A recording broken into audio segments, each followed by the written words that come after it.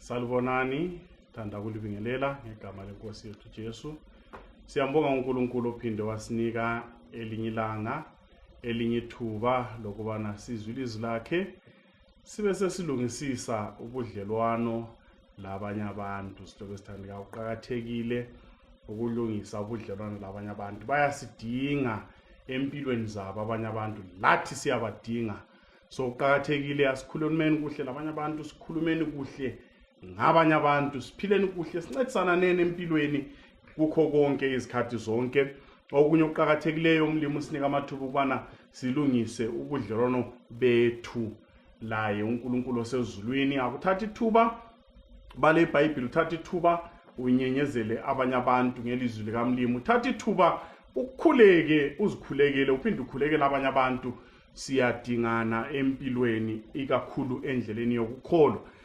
Siyaqhubeka ngeBhayibheli. Namhla sizavala ngendaba kaSaul, inkosi yokuqala yako-Israyeli. Inkosi yokuqala yako-Israyeli sike sakhuluma ngakho, sakuchasisa ukuthi ngesifiso sikaMlimi, uMlimi ubefisa ukubana ngabe uIsrayeli ngala nkosi emhlabeni, inkosi kube nguye uNkulunkulu osezulwini. Kodwa ke kwasokusenzakala okwenzakalayo, bagcina sebele nkosi igama layo nguSaul, uyise nguKish. uSaul wayelabantwana abangu7 abokuqala, abafana abangu4, lamankazana angu3 nxa ngaphambanisa ayingu2, kuthi ukuthi wayele6 abantwana. Then wasesiba lomnye umama eceleni waba labantwana abangu2. So bonke abantwana bakhe uSaul wabathungamela, wabagcina, wahlala labo, waba ngubaba wabo. So 6 plus 2 wayele 8 esibaziyo ababhalwe lapha. Then uSaul wathungamela uIsrayeli, wanqobela izimpi ezimbalwa. Abanye abanqobayo asibambeni la, wanqoba uSaul ama-Ammonites ayesilwa lo-Israyeli, abuya wazowanqoba, balwa lawo wabanqoba, ethunganyelwa ngumlimi malidungisa igama lenkosi. Ama-Ammonites wona lawa ngabantwana bakaLoti, bavela kuLoti, isizukulwane sikaLoti ngemva kokuphuma elizweni besindile eSodoma leGomora. Abantwana bakaLoti bavumelana ukulala loyise. Omunye wasezala umntwana nguye odabula ama-Ammonites, abagcina beyizitha zika-Israyeli, kodwa ngokuzalwa bayizihlobo zika-Israyeli. Abanye ababehluphana lo-Israyeli ngapha langapha ngama-Moabites. Lawo ama-Moabites yisizukulwane lenzalo kaLoti lomunye umntanakhe uLoti. Asambeni. So eqhubekeni kwakhe ebusa uSaul, uthola esexabana, esesilwa lamaFilistiya. Nanku lokho kungithabisileyo la. AmaFilistiya ilizwi likaMlimi siwathola ekhona ngale emuva.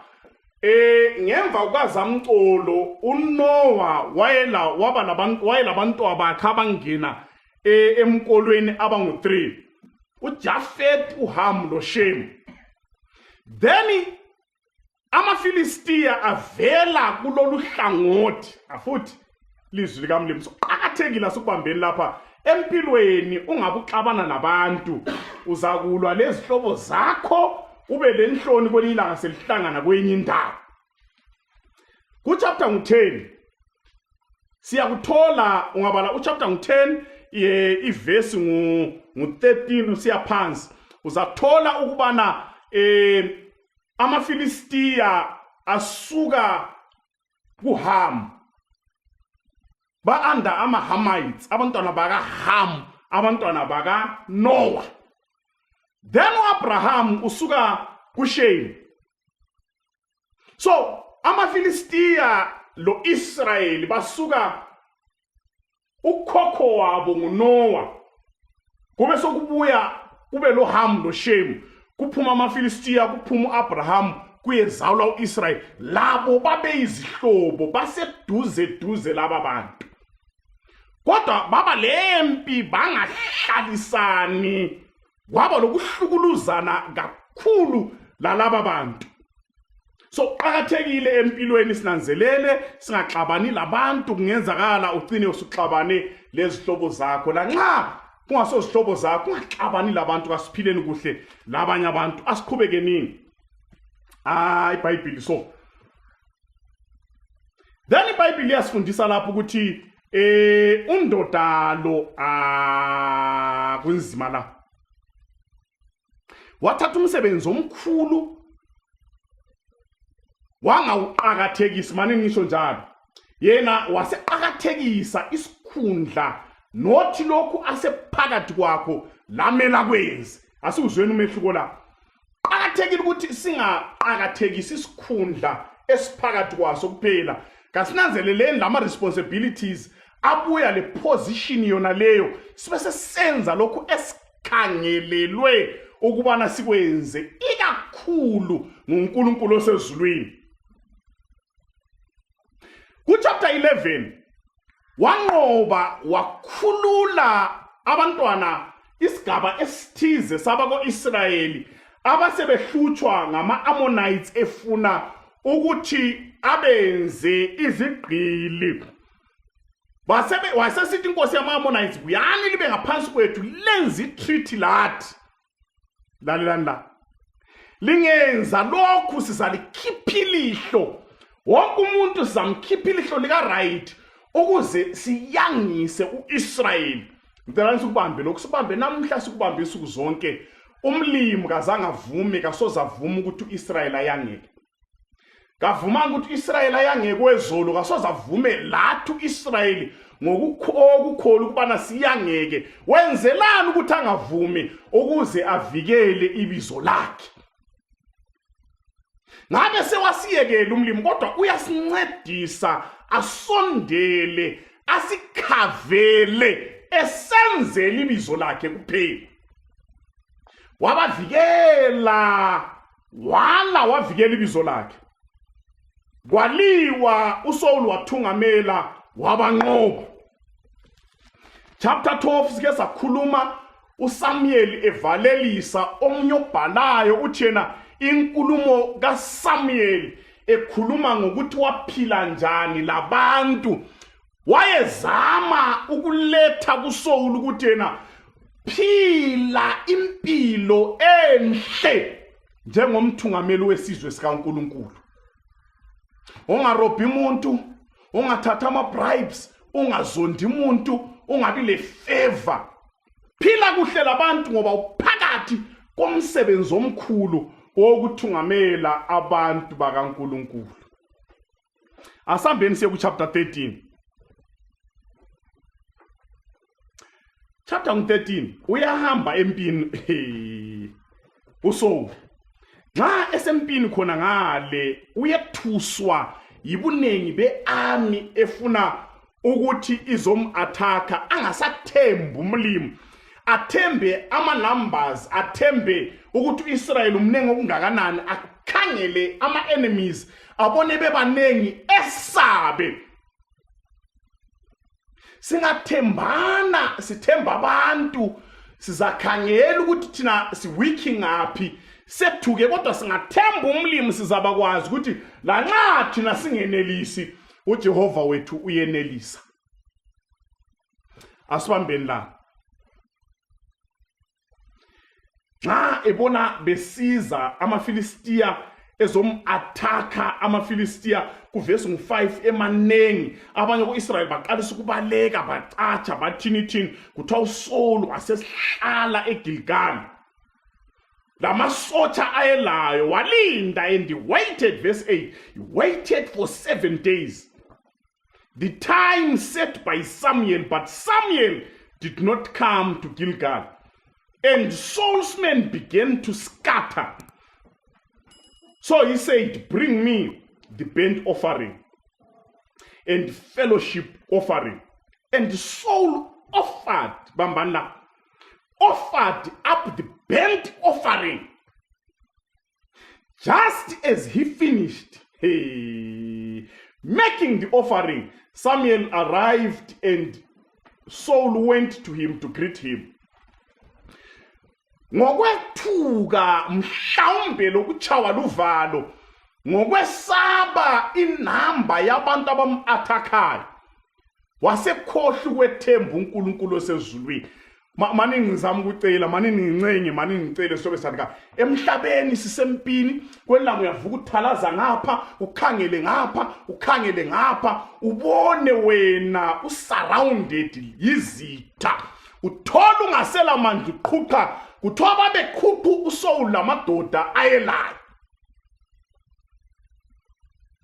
Kuyasehlela ukusa kwamalanga. Sithaye luvalo isitha kwangani sizanqoba. Asimethembeni uJehova, singeqeli senze ezinye izinto ezizamvusulaka uNkulunkulu. Wasephambanisa ngenxa yovalo, ngenxa yokwesaba, wasephambanisa uSaul. Wasethatha umsebenzi wokuba ngumpriest. Engaveli esizweni sabo Levi, ezalwa esizweni sabo Benjamin. Wazothatha umsebenzi wobupriest, wachisa impepho, wachisa umnikelo.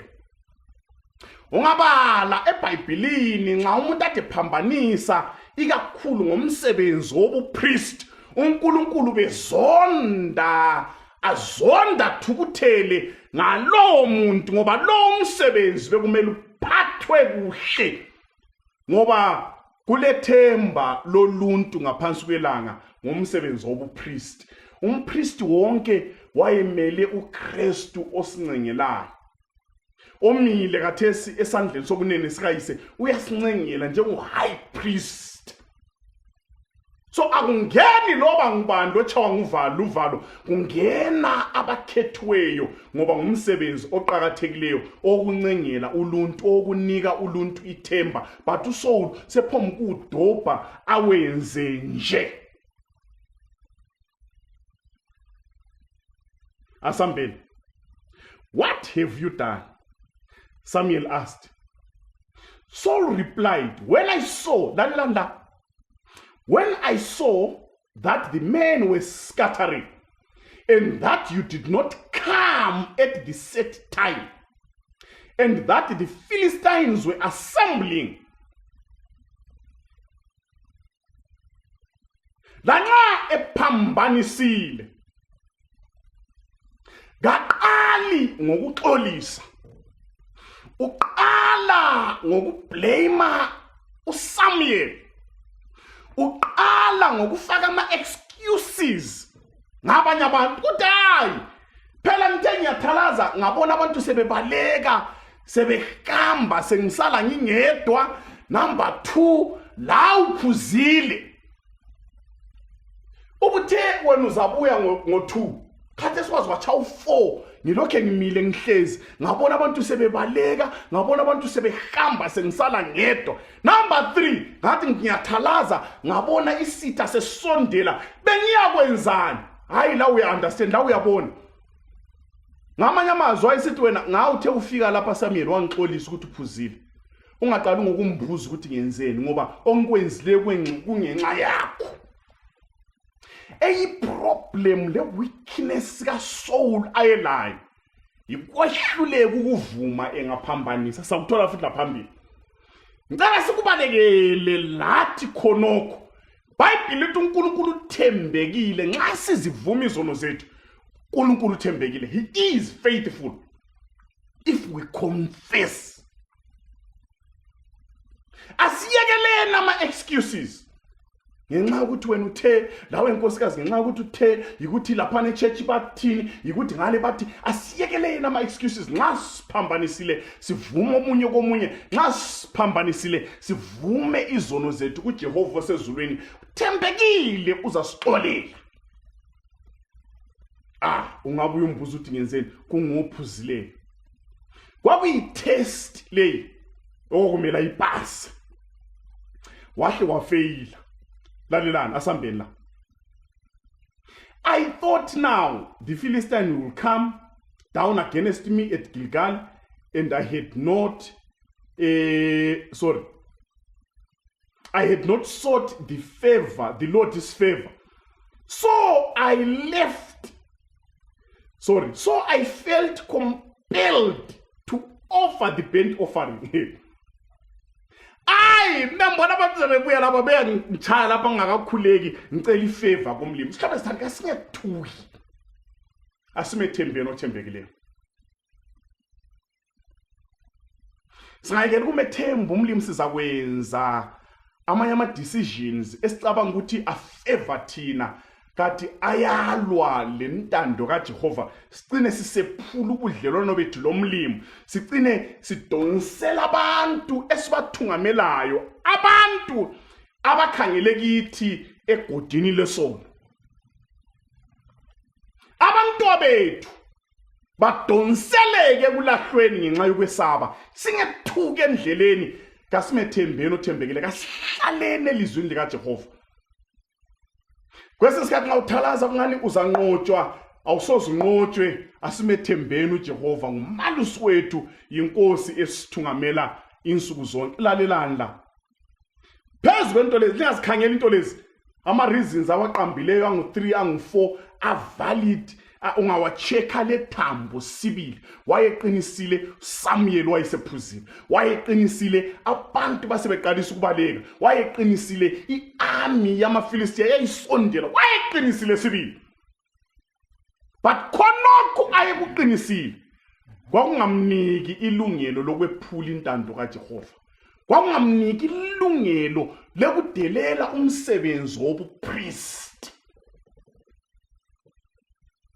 Awami la wakho ama reasons engabe valid eqinisekile, kodwa kawavumi ukubana kube yiyo ilicense yokwephula intando kaJehova. Yebo utshontshile ngoba kade ulambile liqiniso lona lelo. But umlimi kavumi ukuthi kwephulwe kugotshiswe ama standards ezulu. Ngiyakhumbula mina ugogo ngangisithi ngaphiwa ibhrugwe so elikhulu. Wayelikhwinqa ugogo, alikhwinqe lapha, uzuthole lezikhwama zemuva sezisondelelene so sezithintana. Ukuze mina ngikwane ebhrugweni. Kwakunga-olthwa mina, kwaku-olthwa ibhrugwe.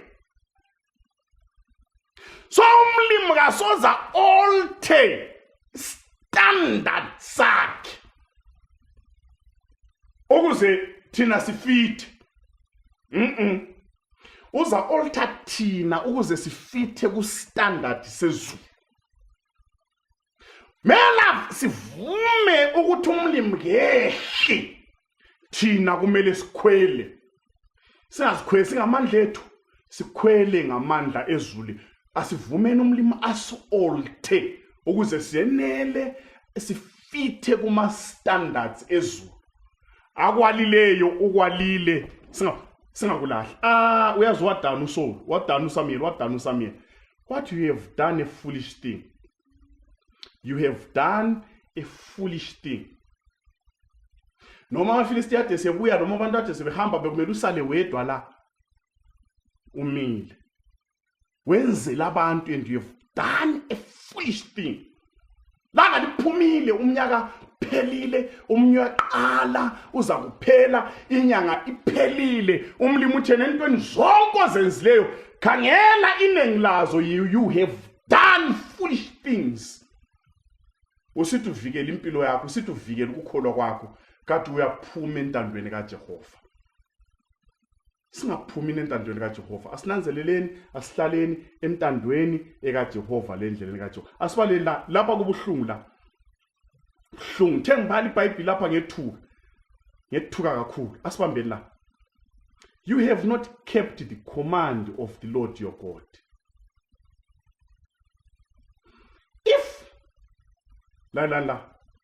If you had, he would have established your kingdom over Israel for all life. Ubeza kumisa lemuli yakho usendo lonke lwakho uNkulunkulu beza lufaka luthungamela uIsrael impilweni yonke. But ngephutha lakho ngephutha lakho usukhiphe labantu abakho ukuthi bathola isibusiso lefavor kaMlimi. Kukangaki zingaki izinto esizenzayo njengabazali ezicina sezichithekela ebantwaneni bethu. Ngabe uSaul wama walalela wathemba inkosi. Ngabe uJonathan waba yi-next king.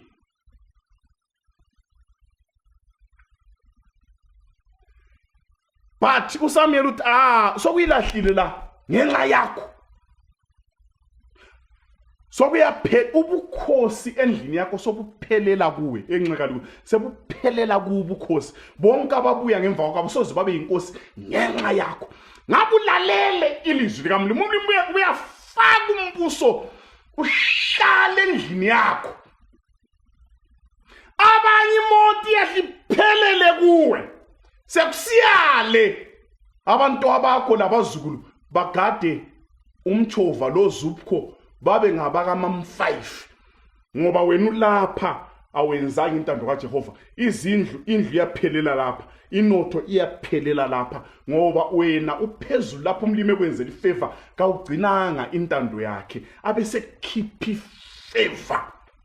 Uvele sizweni esincane swakoBenjamin umlimi ekwenzela ifavor nxa ungasalandelanga wahlala entandweni yakhe abe seyikhipha ifavor kufamily yakho.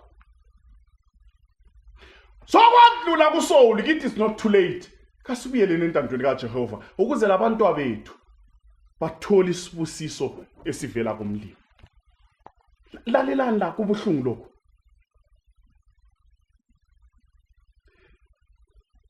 But your kingdom will not endure. The Lord has sought out a man after his own heart and appointed him ruler of his people because you have not kept the Lord's command. Mana ngutshele Saul akuphelele lapha ungaqhubeka ugqoke icrown uqhubeke kunguwe uchief in commander bekusalute uqhubeke uthungamela isizwe siyakulwa sinqobe uqhubeke abantu bebuya besithi bayethe kubuya amakhosi evela kwezinye izizwe bezoguqela. But mana ngutshele kusukela namhlanje kusiya phambili uNkulunkulu esezulwini sekukhiphile esikhundleni wafaka a man after his own heart. Engakagcotshwa uDavid umlimi wakhe wamkhetha esekhipha umbuso endlini kaSaul ngenxa yokuthi uSaul wadelela intando kaMlimi wanikela engasompriest. Ukuba inkosi lokuba ngumpriest with two different things belama roles angu2 ayehlukeneyo. Umpriest wayemela abantu phakathi abantu loNkulunkulu ngoba wayesenza izinto ezingcwele. Inkosi sithungameli isiyakulwa ngale. But uSaul ngenxa yeveve ngelamsebenzi ngenxa yovalo ngenxa yokuba pompous wathatha umsebenzi ongayisiwo wasesusa ifeve egumeni lakhe.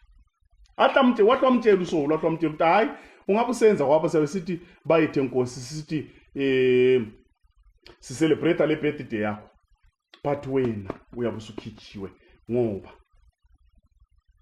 the Lord has sought out a man after his own heart and appointed him ruler over his people because you have not kept his commandments. Umlimi asiphathise, umlimi asenzele ukuthi singangeni engozini kaSaul.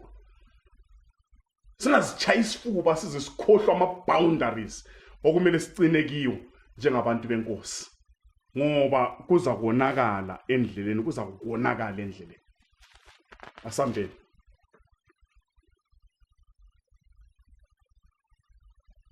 kubuhlungu lo. Asambeni la. Asigijime. Walwa lo Amaleki chapter 14 liye kuba lankhaya. Nxa yelwe lo Amaleki banqobe futhi. Kodwa bese kusiba le problem asambeni kokule ndaba khona. Ufuna siqalisene ku Exodus ngo17. Sibuye layo uAmaleki ngithe ngibale eBhayibhelini.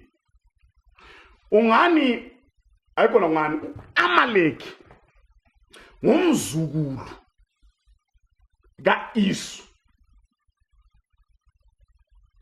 Laye isihlobo sika Israyeli. Ngoba uIsu uzalwa lo Jacob. Ngabe khula lapha besiba isizwe lapha. Endleleni nxa uIsrayeli sesiye Canaan. Hey, asambeni siye kuExodus. Exodus 17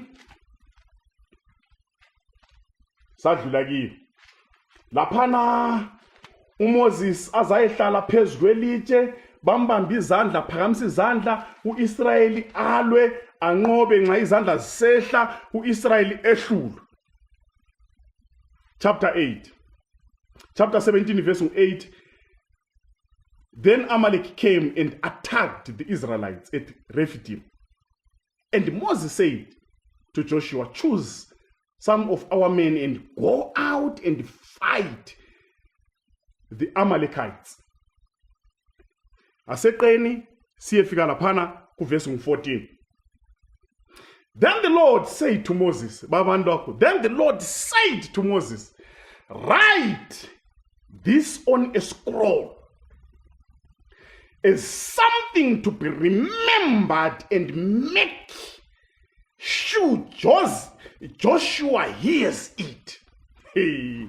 Sebe vele mpini bamnqoba Amaleki bangamqedi. uNkulunkulu bese sithi ku Moses, Moses dinga ipen le paper. Owathi wokuliphethanyana udinga iscroll esihlu. Then the Lord said to Moses, write this on a scroll as something to be remembered. And make sure Joshua hears it. Because I will completely blot out the name of Amalek from under the heaven. Ngenxa khonokho abakwenzileyo obokuli athaka lithunganyelwa yimi. Kuthiwa abanye abantu sebediniwe besihambe emuva. Bayibanenge leplamthi khona labanye bediniwe sebehamba mbija wanyenya uAmaleki wazoba athaka. Walwa lo Israel engekho armed Israel engaso threat uIsrael ezihambela ethunganyelwa ngumlimi esiye Canaan sibambela endleleni yethu singakhangelelanga siya attackwa left, right and center. Nabanye abantu kade singakhangelelanga ukuthi bengaba izitha zethu babe izitha zethu endleleni. uNkulunkulu abesesithi kuMoses, Moses, write this on a scroll as a thing to be remembered.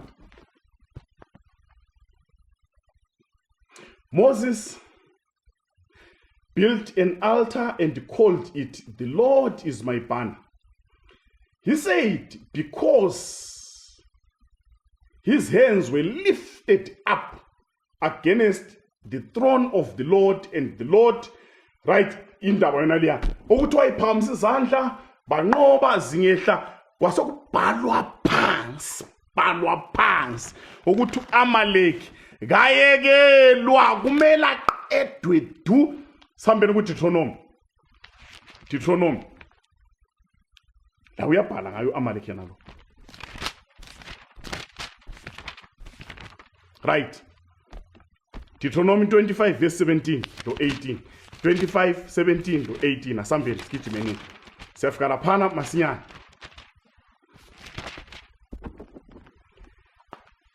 25 verse 17 to 18, right? Verse 70. Remember what Amalek did to you along the way when you came out of Egypt.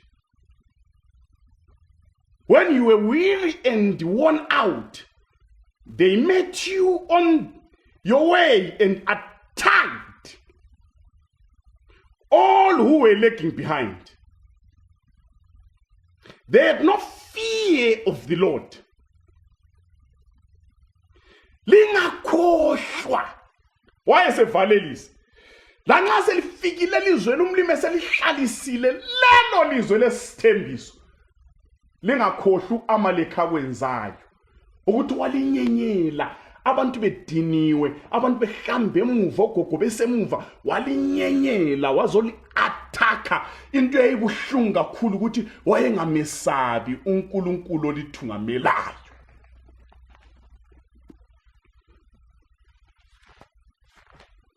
Wona lo umsebenzi oqhakatheka okungaka ubusuphiwa uSaul.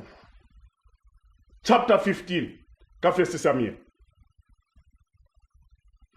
Samuel said to Saul, I am the one the Lord sent to anoint you king over his people Israel. Izolo kuthange last week obenza icala leliyana wamtshela uSaul bamkhuza uSaul. Khathesi umlimi semnikela inye ithuba lokuthi approve alungisise lapha aphambanisa khona. Afunde ukumethemba, afunde ukulalela lokhu umlimi akufundisa abantu. Abeseyekethisa ayekethise engayekethisa umlimi abese bambala asibambela. This is what the Lord Almighty says. I will punish the Amalekites for what they did to Israel when they were waylaid them as they came out from Egypt. Now go and utterly destroy Amalek. Ngiyakuthuma hamba uyeqeda liyakuzwa utterly destroy, totally destroy. Inkomo umangoye ungabona lenkwilimba ezilong kungokwabo Amalek. Please go and destroy.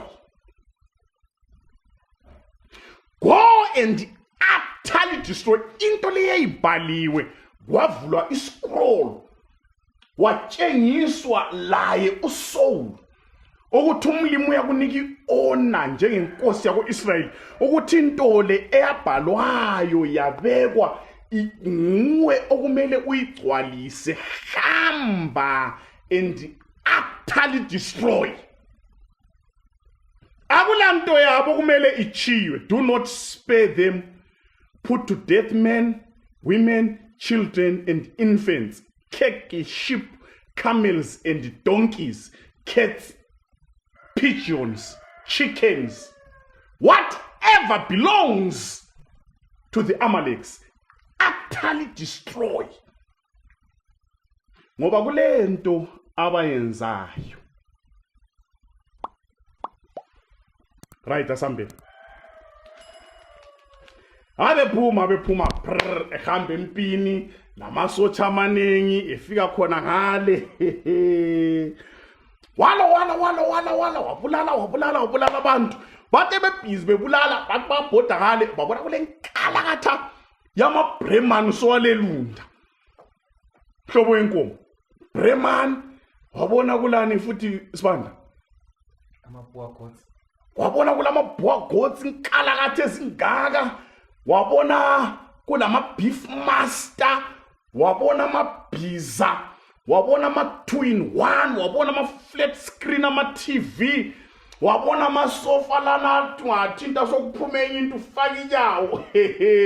Wabona zonke into ezinhle ama BMW ama Bugatti. Wala wathi mani okunye singakubulala, okunye singakuqeda, okunye singakubhidlisa. Wabe gijima siyathatha lenkosi yakhona ngegagi wayibopha ngechain wayigcina. Laleleni problem yakhe lana sike sayiqamba.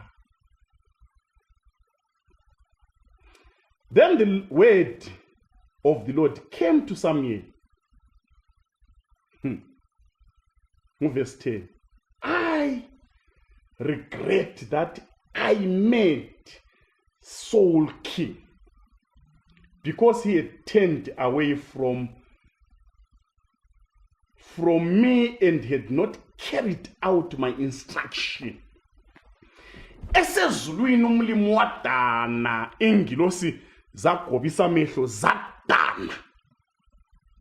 Xa uSaul ephiwe ukuthi hambe enqoba vele kwakuyi-walk over. Umlimi wayemnike ibhora seliphelile, wayemnike i-walk over, wayesebanqobile ngokwesaba laba bantu. Saul kwakumele adlule kuphela phombe uquma amakhanda siyale igama lenkosi lidunyiswe abaqede lento zabo wangakwenza. Umlimi wadana. Sihlobo esithandekayo kukangaka sibambela kukangaka umlimi asinqobela khona okumele sinqobe khona sifike sizehlulekele kodwa kumele sinqobe amandla okunqoba sesiwaphiwe. La khona kokuyisono kusikhathazayo uJesu esekunqobile kudala. Wena kumele nje kuphemba ukutsheka so kumele ukutsheke. Kumele uphombe uvala umnyango kuphela. Kumele nje uphombe ukuthi wena ungathi ukuthi psi kuphela ungakutsho khona uphombe ukudlula kuphela. So unqotshwe kudala. Basihambe sizingenisa ngamakhanda sifike sinqotshwe ngokunqotshweyo. Izolo bekusithi inkosi inganqoba isizwe ibisisehlula leso sizwe. Bengayithathe inkosi yakhona bengayibulali yayipharedwa kube yitrophy. Sibanqobile asibanqobanga kuphela sithethe lenkosi yabo kubonakala ukuthi behlulwa. Hayi sibehlule nansi inkosi yakhona nansi Agagi wayelokho emgcinile so yelokho emgcinile. Xa uSamuel ebuye uSamuel wenkosi haleluya. Early in the morning Samuel got up and went to meet Saul, but he was told Samuel is gone to Carmel. There he was lalelani. Abesethelwa then to Saul has gone to Carmel. There he has set up a monument in his own honor. Umuntu ongenzanga kutshelwe ngumlimi wadabula umazi wafika eCarmel wabefaka statue in his own honor. Wazitshayela isifuba, wazikhipha, wazidwebethe, wafaka izinto wabhala ezidumisa. Abantu emhlabeni silezinto esilazo ezingesizo zokudumisa umlimi, esilazo for our own honor. Kunezinto esizikhuluma ebantwini not ukuthi kuphakama igama lenkosi but for our own honor. Senzele thina, kudunyiswe thina, kuphakanyiswe thina, kwaziwe thina. Lanxa sonile saqamula sihluleke ukugcina intando lomthetho kaJehova but siyaba lesibindi sokwakha ama-monuments okuphakamisa ubuyithi lamabizo ethu. Ezimpilweni khathesi abantu emzini yabo nxa behlezi emsebenzini sibhizi silama-monuments esiwaphakamisayo ukuthi babone ukuthi mina ngingubani. Kodwa impilo yethu ixabane lentando kamlimi. Lima senzele kuhle umlimi asiphathe kumele kulungiswe ezinye izinto ukuze nxa icilo ngolikhala sibe khona ekhaya izulu. Umlimi asize, umlimi asiphathise. Manje gijimeni sivaleni la. Diliza ama-monuments owakhileyo kumele ndilize engiwakhileyo ngizama ukuzi-honor mina. Impilo yonke siphilele, philela ukuthi every day igama okumele lidunyiswe ligama likaNkulunkulu njani ngokwenza intando kaJehova. Empilweni yami, empilweni yakho akhona ama-Amaleki okumele anqotshwe. But sesiyekele ukwanqoba. Sagcina lenkosi yabo, induna yabo ikhona empilweni zethu, induna yama-Amaleki injalo inganqotshwanga. Sesakha ama-monuments, sidumisa amagama ethu, sixhophe ilihlo likaJehova, zidana ingilosi, zigobisa amakhanda, zisiza ubuhlungu ngegazi elachithekayo. Bekumele sinqobe, kodwa sesizakhela ama-monuments awadilike ngegama likaJesu. Asambeni. Athe bona lokuzenu athe bona uSamuel ahlagijima. Agijima. Abe sithi hayi sibedile, but Samuel said, Saul said, the Lord bless you. I have carried out the Lord's instruction. But Samuel said, nxa uwenzile inkosi ekulaye khona, ukukhala kwezimvu lokhu labo mangwengi bezwayo, lenkwilimba ezengizizwa, lenkomo lezengizizwa, ama-radio la engiwazwayo kuyini? Lokho kuphambi kwami kuyini? Problem liyana, pride liyana. Yahle yeqa wabe seqa. Lalelani.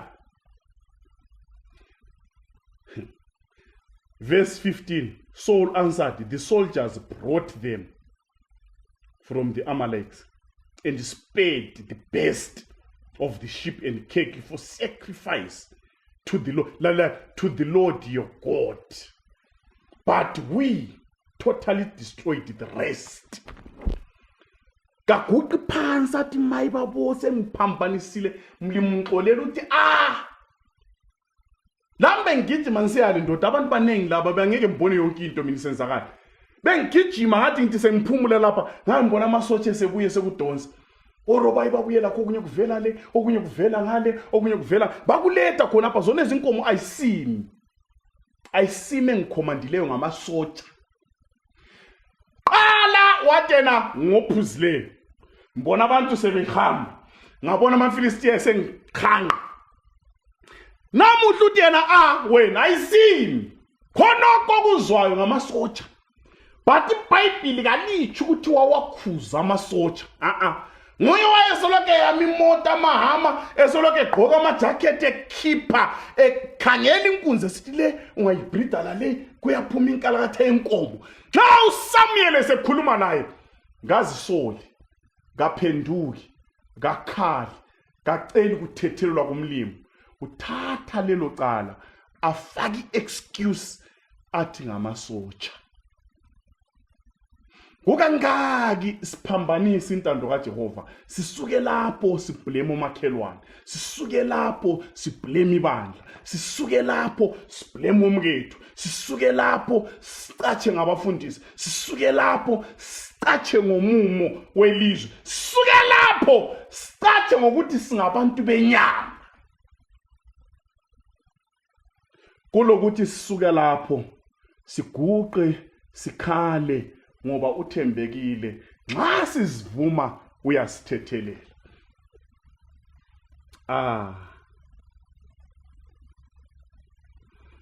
Enough, Samuel said to Saul. Let me tell you what the Lord said to me last night. Libhizi lichiya izinto lezi inkosi ikhulumelana. Busy lisenza into zeni ngiyakuzwa lokho okhulumayo, but mana enough. Ngezistory zakho enough, ngama excuses akho enough, ngokubona ngani wena ungclever enough, holier than thou attitude, wena usala ungongcwele uthi wena abayizoni ilabana enough. Hlala phansi and listen.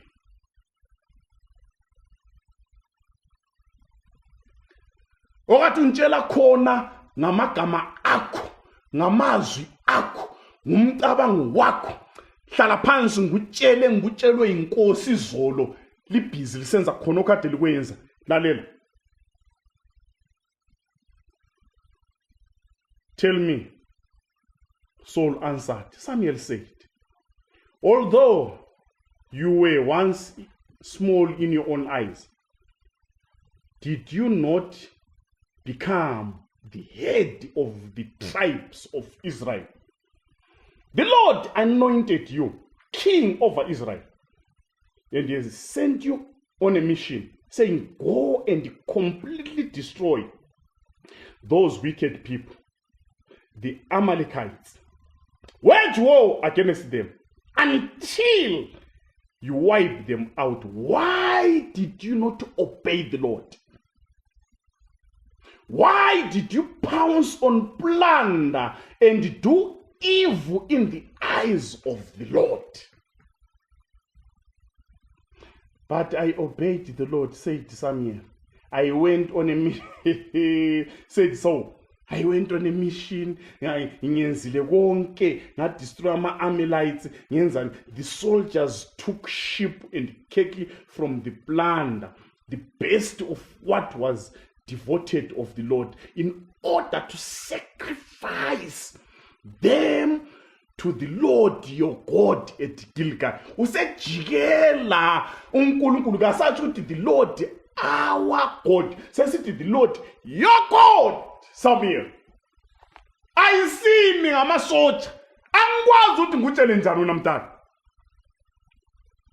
Uyehluleka ukubonga, wehluleka ungiqhawula, wehluleka ukuthi amhlophe. La uyabona kuyathunqa intuthu, uyabona abantu bafile, nansi izalukazi zifile. Ukukhuluma ngento ezincane, imbuzi ezingu-70 kuphela, lenkomo ezingu-300.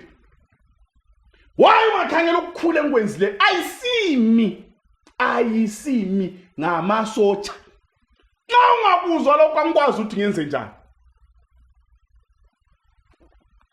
Wala ukuvuma isono sakhe, wala ukuzehlisa.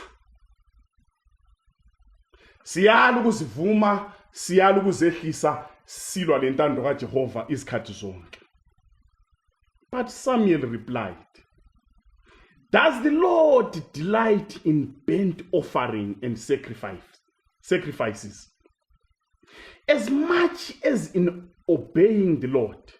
To obey is better than sacrifice. So kulento ongayizwisisiyo la, kulento ongayiboniyo la, indaba le ayisiyo yakho lamasotsha, ayisiyo yakho lami, nguwe lo mlimi. Mana ngutshele ngoNkulunkulu enxeka umzwisisi. Umlimi ngala ndaba lamadanga, ngala ndaba le brisket, umlimi ngala ndaba le T-bone, umlimi ngala ndaba le oxtail, umlimi ale ndaba lakho yikulalela. Into kade kumele kuyenze kuphela yikulalela, ukuthi uhambe ku-mission, uqede sonke isizwe lento zazo, ulalele. Umlimi ubeza kuphakamisa ngala ndaba la inkomo lezi. Umlimi ula ndaba lokulalelwa, akukho kuthabisa inkosi ngaphandle kokuthi siyilalele. Ukuthi ulethe ungakanani envelope iqumbile, akuyijabulisa inkosi. Inkosi ithatshiswa yikulalela. Ngabribe umlimi ngezinto. Yakumla kwenilanga ngangalahla inkomo, kodwa ngabuya njimbile umvundla. Ngangisadla umvundla leso sikhathi. 82 lesikhweli. Hayi inkomo ngiziboni, kodwa ngibuyela umvundla. Umvundla bawuthatha base benginemba, ngoba icala lokho elimile ukuthi ngilahle inkomo. Okumvundla noma ungabuyanga lo mvundla inkomo ziyafunakala, noma ubuyela umvundla inkomo ziyafunakala. Inkomo zakho lezi, lamazinyana akho lezi, amabhogots akho lawa, lama beef master lawa, kawamjabulisa umlimi. Akade kukhangelele enkosini umlimi enguwe so, yikuthi ngabe uqede konke wenza njengalo. Asenzeni inkosi esila khona to the dot kube sokumjabulisa uJehova. Singayekela kuyaphambaniseka. To obey is better than sacrifice, and to heed is better than the fat of the rams. For rebellion is like the sin of divination, and arrogance. Izono zikaSaul zonke lezi. Number 1, ukungalaleli. Number 2, irebellion. Number 3, irebellion yakho lekuthiwa kunjengesono sobuthakathi. Zwana Saul, wena lo mthakathi wezigodo oqeda abantu ngombane ofaka abantu imvukuzane, oloya lebusuku liyafanana ngoba kawulalelanga intando kaMlimi.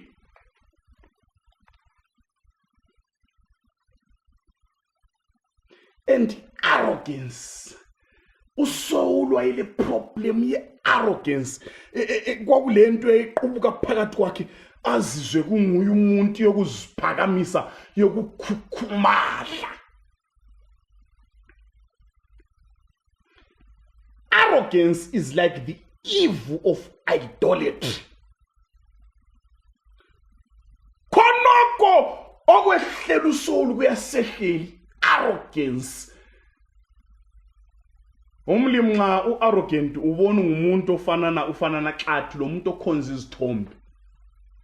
Asiqedeni. Because you have rejected the word of the Lord. He has rejected you. Asehle. But Samuel said to him, I will not go with you. Khonapho isithi hayi ngizwa sibili kuphambanisekile kodwa ngicela umphelekezele. Sihambe sonke ukwenzela ukuthi kungaphambaniseki abantu bangihloniphe. Wayesithi angihambi lawo asambe uthe sesithi uyachibilika so Samuel esehamba.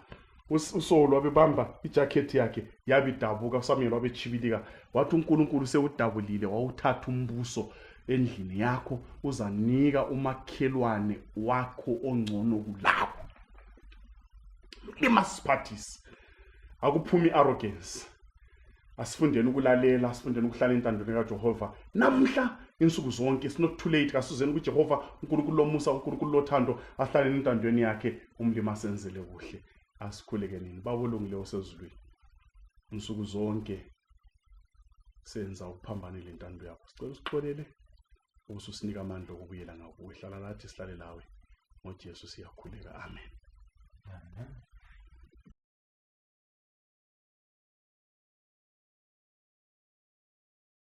Tichazozorora kunyika hiyo kunenga pasirino idandaro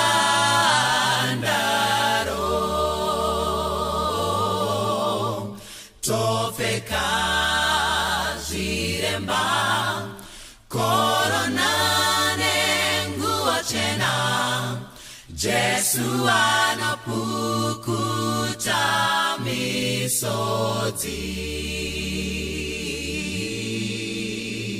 urwere achaudzinga zarane namo achazipedza torarana dzekusimba peri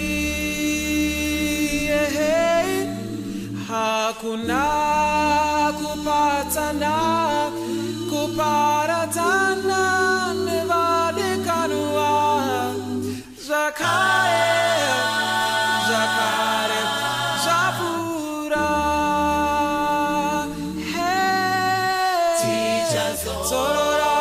zorora kunyika hiyo kunenga pasirino